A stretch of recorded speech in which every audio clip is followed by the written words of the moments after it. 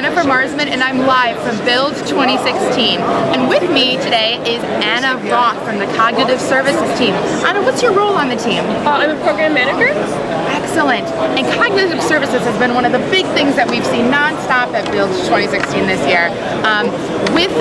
If you go to www.microsoft.com/cognitive, there are 22 different APIs that you can use to do a whole range of things. Everything from detecting emotions, facial detections, some voice, a lot of different things, object recognition. So a lot of really cool things to help kind of advance machine learning and artificial intelligence.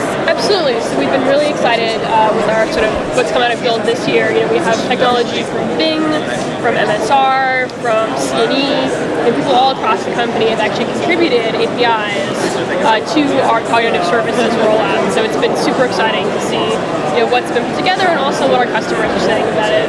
That's great. And so we're actually live right here at the booth. So Anna, could you show us what you're doing here at your booth? Absolutely. So let's take a look at the Emotion API. So happy we are. You look surprised? Yes.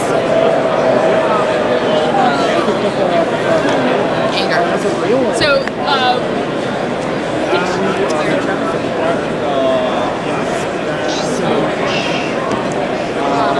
Trying to get my fear. Fear is really hard. Fear is hard. I love it. I just tried to.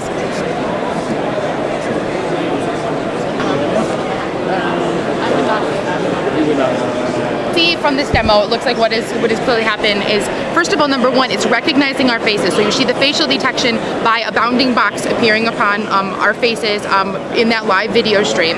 So we're kind of seeing live kind of real time from video. Now, is it actually processing video or is it processing individual frames from images? So in this demo, we do individual frames. So we're actually doing, in this case, just for latency reasons, the face detection locally, and we're sending up individual sort of faces up to our Emotion API in the cloud. So that's running live.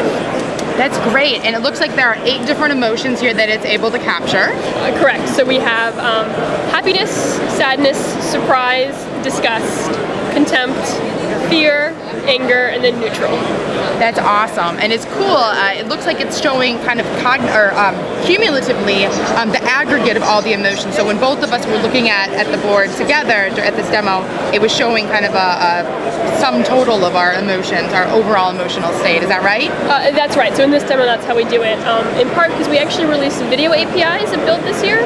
So the Emotion API for images came out in November, and yesterday we announced that we had sort of offline video using Azure Media Services to do sort of aggregate detection for crowds. If you want to know, like, how did a crowd respond to a talk or a movie palette or something like that, you can get kind of a summary of the crowd's emotions.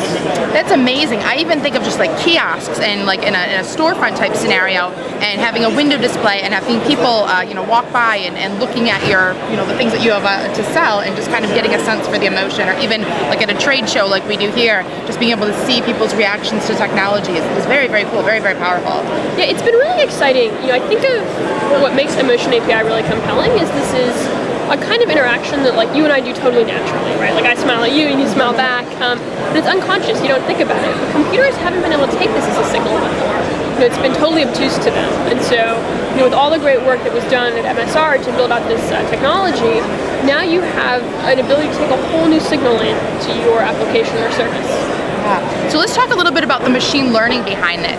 So this looks like a very kind of straight out of the box case of supervised machine learning, where I'm assuming you had a whole lot of data and basically took faces or pictures of people's faces, and then had a labeled data set where this face is angry, this face is mad, and then with a very, very large sum, you can use machine learning to train something like that.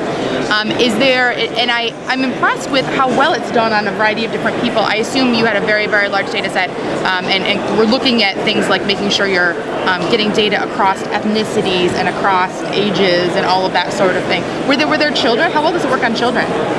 So this was absolutely a focus for the team, so getting a diverse set of faces, because you want it to be sort of universally applicable. So the cool thing about these emotions is that they're expressions that a bunch of psych research has shown are more or less universal, so like across across cultures and ages and genders. Everybody smiles kind of in the same way. And so we did a bunch of work, with some help from the Bing team to web crawl images across sort of a variety of diverse people.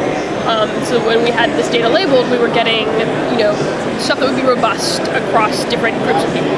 Nice. And it looks like you used the web for your data source. Did you manually annotate all of them with the labels of the emotions? Yes, I mean not me personally, but this is like a pretty standard thing to do. Yeah, very good, very good.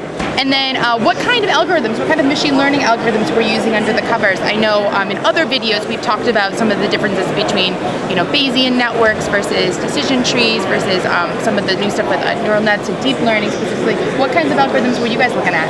Sure, so these use CNNs, but what I would really suggest is actually take a look at the paper.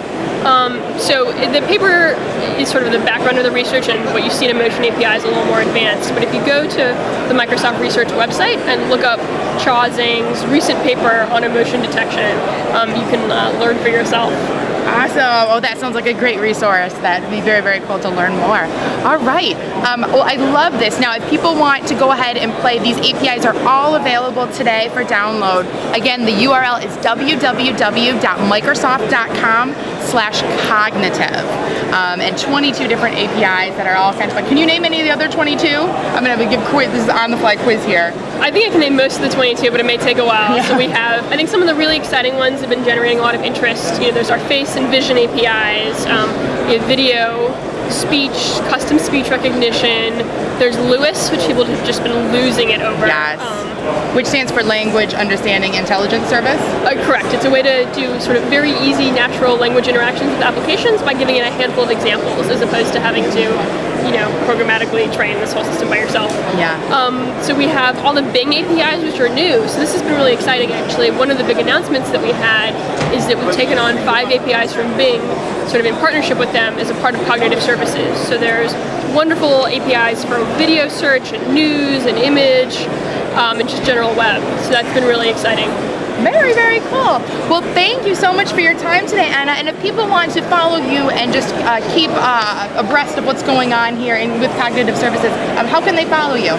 So me personally, you can follow me on Twitter at Anna S. Roth. Yeah. Great.